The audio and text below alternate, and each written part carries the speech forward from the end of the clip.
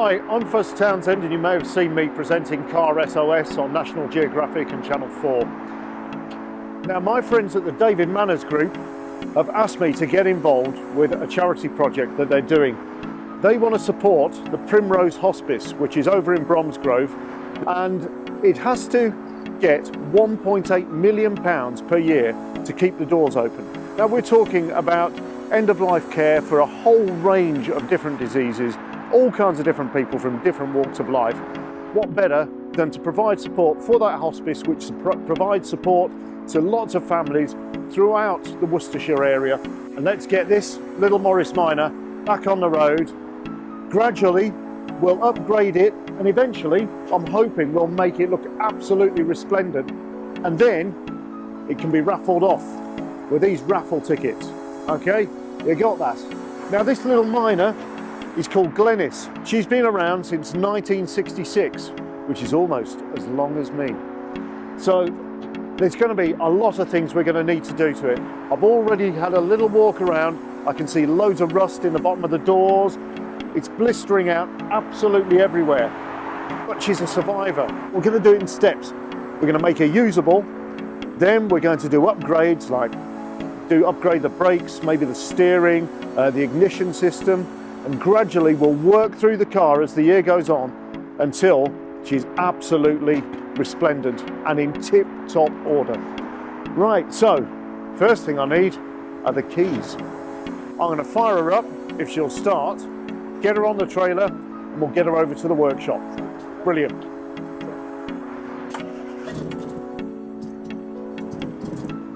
Come on, old girl. There's one important part missing. It's the petrol. So I think we're going to have to wheel this onto the trailer. But actually, the fact that we almost got a tune has made me quite positive about this. Not a bad little old tub. It's all right.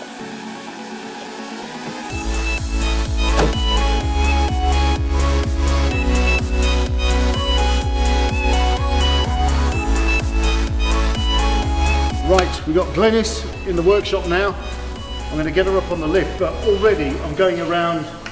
But at this stage, we're just looking to get this car in a roadworthy condition so it can pass an MOT test and then get on the road. We'll start doing all the pretty stuff afterwards. Already I can see that this door is in a real bad way. It's all the way through. We're going to have to rebuild this door, whatever we do. Looking at the inside, it smells like an old car as well, which is great, as it is. It's 51 years old now. But I don't think that there's anything that we need to do with immediate effect. So that's pretty good in there. So let's have a look at the lights, see if we got that action. A few less things to actually bother with then, isn't it? Right. Keys are in. So, indicators, I can see the little telltale flashing there.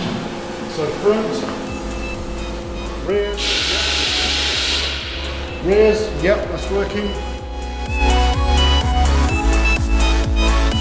I'm pretty pleased with that. That's pretty much everything functioning as we need it to. What we'll do now is take her up on the lift and then we'll have a look underneath, because that, I reckon, is where we're going to find a few problems.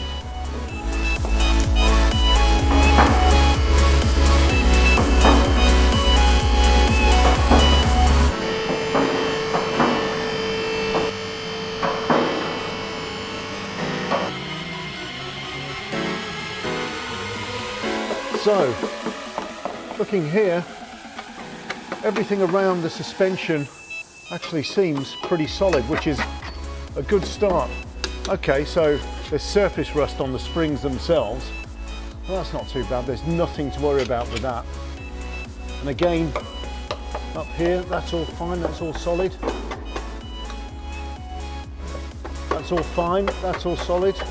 Okay, that is actually a drain hole, so that's fine, that should be there. I'm pretty sure I'll find a corresponding one on the other side.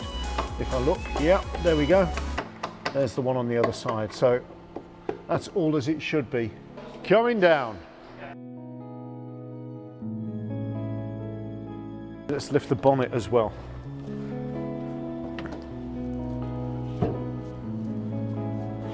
Right, okay. It's obviously been standing around for a while. But I reckon we'll get a tune out of this, but I'll come to that later.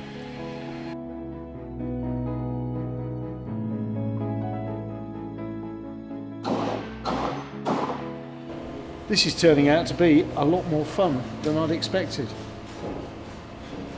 You better watch this space to see what else I find. Be back with you in a bit.